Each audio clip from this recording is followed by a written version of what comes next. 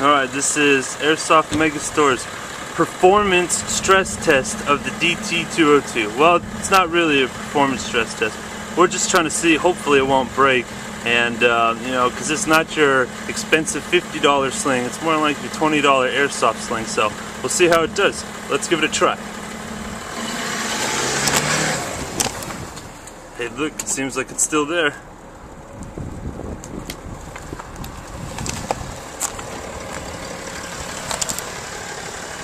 Got run over 2 times by 2 tires. No cracks. Still works just fine.